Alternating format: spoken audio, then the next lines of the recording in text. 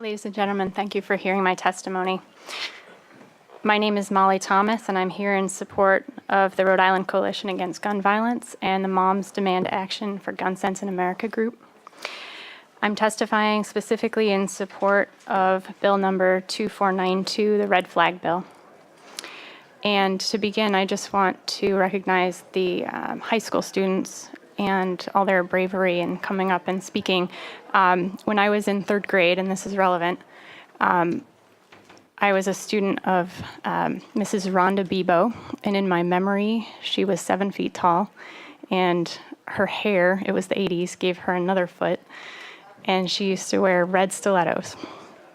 And she used to say, "Life's not fair. Learn it early, and you won't be disappointed." And I say that to my children today, and it's kind of astonishing that they still say that's not fair, because I'm right on it. But life's not fair. Learn it early, and you won't be disappointed. But it doesn't mean you don't do something to change it. So keep showing up. I'm a Providence resident. I'm a mother of 2 school-age children and a third that's soon to be school-age. I'm also a physician anesthesiologist at Rhode Island Hospital. I provide firsthand care for the victims of gun violence in our city.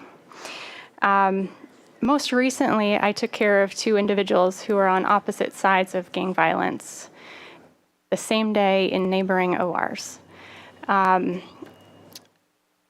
not sure I can really say anything about what that meant to me, but I will never forget that happened. As I recall, one was on his 2nd trip to the operating room of many, and the other one his 4th of many. And I raise this point to underscore the enormous cost to our healthcare system of providing operative care to these patients, because it's not like there's one big dramatic visit to the OR. These patients often have chronic pain. They have multiple operations in order to repair the damage that these weapons are doing. We, as anesthesiologists, take care of them in something that's very adrenaline-packed when they show up for their first visit. As they come back again and again, sometimes the same anesthesiologist will take care of them more than once, even more than twice. And it can be a struggle to make sense of it.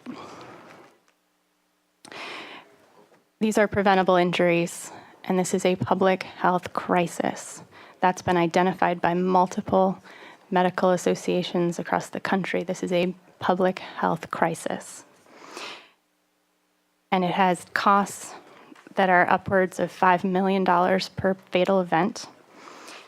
And I want to talk a little bit about mental illness, because I think this has come up a lot tonight. And I am not a psychiatrist, but I have worked in a psychiatry ER, and I am quite familiar with the criteria that have to be met to keep somebody in an inpatient setting if they're not interested in psychiatric care. The mentally ill are more likely to be harmed by gun violence than to be the perpetrators of gun homicides. The American Psychiatric Association says that 1% of gun homicides are attributable to mental illness directly. If we talk about gun violence as a whole, suicide is the biggest concern for mental health care. And so, therefore, this idea that we should put resources toward improving mental health care is solid. But if we're going to do that in the absence of additional legislation to help get at the root causes of gun violence, then we are missing the point. I would say that this emphasis about blaming mental health for these school shootings and for mass gun homicides is a distortion, and it's a distraction.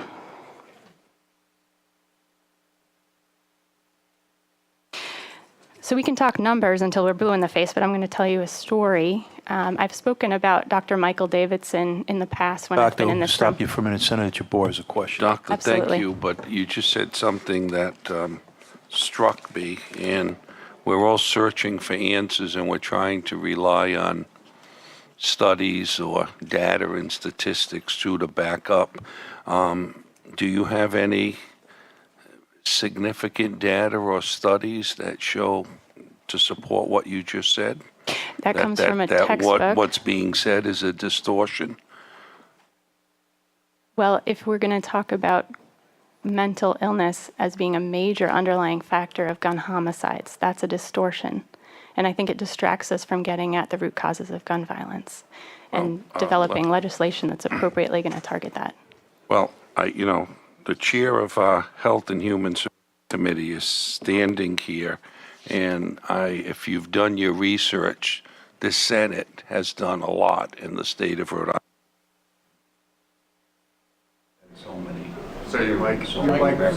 So many recommendations. So that there's a couple of aspects here. There's not just the issue of mental health and guns, but yes, the mental health issue and the kind of programs that we have here in Rhode Island that are getting better. So that should work very well with the issue of gun control.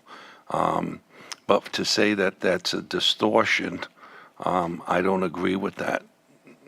What I'm quoting is from a textbook about gun violence and mental health, and I'm quoting the American Psychiatric Association, and it's either 2016 or 2017. Could you share that with the committee? Do you have something actually in writing that you would share with the committee? I'd be happy to do that. I don't have it on me. Okay, thank you. I'll make a note. Okay.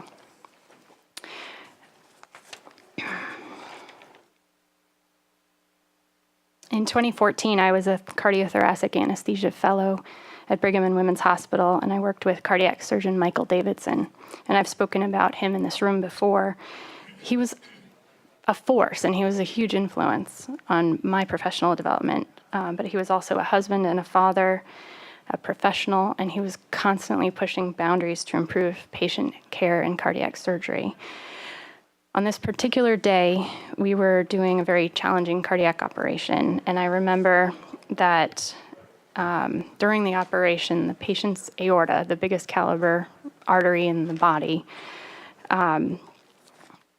basically began to disintegrate under his hands. And so, he's actually on the other side of the drapes. I'm the anesthesiologist with his finger in the aorta, and he looks at me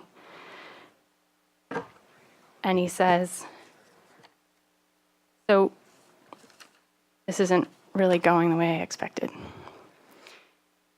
And then he said, "Buy me a couple minutes and I can fix this. I want you to drop the blood pressure within a safe range, but get it down lower, and I can do this." And he fixed that aorta. And I say that because he could have shouted, he could have blamed other people. This was really dangerous. This was like ready to blow. But he stayed cool and calm, and he did the job, and I was in awe. I was in awe of this man. And that moment of levity took all the pressure out of the room, and I was able to focus on my job better. And that was a thing about him, is that he brought out the best in other people. He was shot on January 20th, 2015 by the son of a patient who carried a concealed weapon into the hospital. The first thing he did was dive out of the room. He was in an office at the hospital. He had agreed to see this man, even though he had already discussed the care with him multiple times. He dove out of the room so that he could warn everybody else that there was danger. And my colleagues took him downstairs to the operating rooms, and they were unable to save him because of all the damage that was done. The man who killed Michael Davidson had a long history of anger. He had a long history of basically decades of being troubled, and this was documented. And that's why I illustrate this point for supporting the red flag bill, because he would have been a person who would have raised these red flags. This is exactly the scenario which I believe can be prevented by this bill. And I hope that you will support the bill and support the extreme risk protection orders. Senator Metz. Yes, just I just want to make sure that I was listening to you carefully, and I appreciate your testimony, especially that very personal one. When you said that the mental health is a distortion that keeps us from dealing with the source, and then you went back to what happened to your colleague. What's the source? How do we get there? That's the piece that's missing. That's missing for me. So if we're making too much of it, only 1% has to do with mental health. If I was listening correctly, and if that's the case, what's the source? That's what I need to know. My opinion is that some of the effective measures would be to ban assault weapons, to ban the high-capacity magazines, to keep schools safe from guns. Senator Lombardi. Sorry, Doctor, but from a red flag perspective, putting aside the issue of all the other bills, because I think, in my professional opinion, not that it matters, I think that the red flag bill may ultimately be the compromise bill, if you will, of the year, because I think a lot of people are in agreement on that there should be a red flag. What constitutes that red flag is a different issue, and the definition of what it is. And I think, and I'm not trying to put words in Senator Metz's mouth, but what are the red flags? If they're not mental health, what are the red flags that trigger the reporting requirement that will trigger a restraining order in the courts? Okay, let me be clear. The man who shot Dr. Michael Davidson did not have a mental health diagnosis. I got that message loud and clear. There are people who might be brought in because they are feeling very angry. A person who is going to commit homicide may, and I can't say this absolutely, but may exhibit sullen behavior. They may exhibit oppositional behavior. They may make statements that express a lot of anger without an outright homicidal intention expressed. And so if you were to bring that person to psychiatric care, the psychiatrist would say, there's nothing that forces me, unless this person wants psychiatric care on a voluntary basis, that's fine, but there's nothing objective here that makes me say you have a diagnosis and you're in a crisis and you need to be brought in, patient.